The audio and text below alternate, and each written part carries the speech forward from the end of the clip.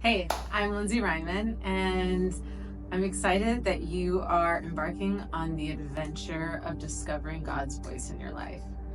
I created Prophesy Your Year out of my own quest to understand what He was saying to me. If you are in a prophetic culture or you've been prophesying for a while, there is this bad habit that everybody has where it feels easier to hear God for somebody else rather than for yourself. And I just didn't want to buy into that. I was like, there's nothing more important than me knowing what God is saying to me for me. So one day, here's how it all started. Twas the night before New Year's Eve, okay? The year was 2019. We're about to go into 2020. And I just felt like 2020 was going to be a significant year, which I was not wrong about, but it was more than what I really thought it was going to be. But I invited a friend over and I was like, hey, let's do New Year's Eve different this year. Like, come over, let's make a bunch of snacks. And then what if we just sit down and we listen to God over each of our months? Like, what is God saying for each of our months for the year 2020? And so we did that. Like, that was how I spent New Year's Eve. Also, music is really important. I love to listen to film scores because I used to work in entertainment, but worship music, whatever you can. I just feel like you create an ambiance. And so we sat there and just we didn't talk to each other. We'd be like, okay, January. We'd set a timer and then we'd be like, God, what are you saying to me about the month of January?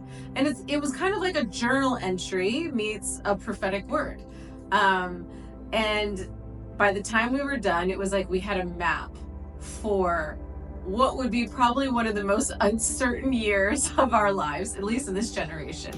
And so for me, 2020 was actually not that bad. Now, just to be clear, I didn't hear anything about COVID. I didn't catch wind of that, but I did have so much fun every month when I would go into my Prophesy Your Year journal, being like, okay, God, what are you saying about this month? How can I connect with what you're doing? And I tell people that when you do Prophesy Your Year, it's kind of like creating a spiritual scavenger hunt, or like playing hide and seek with Holy Spirit. So that is how this whole thing came to be.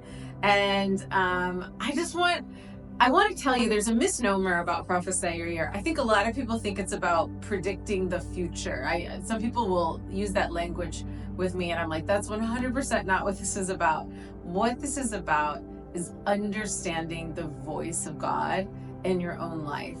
And as there's many different activations, and I give you prompts in the journal, like ask God, I'll give you many prompts in the journal. I'll be like, pursue God on like what is happening, in the month of January, or what am I enjoying this month?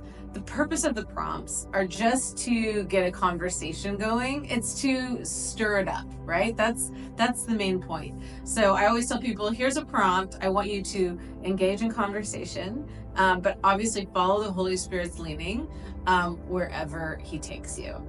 So anyways, I hope you enjoy Prophesy Your Year and that it becomes a fun scavenger hunt, and most of all, a revealing of how God is always speaking to you in your everyday life.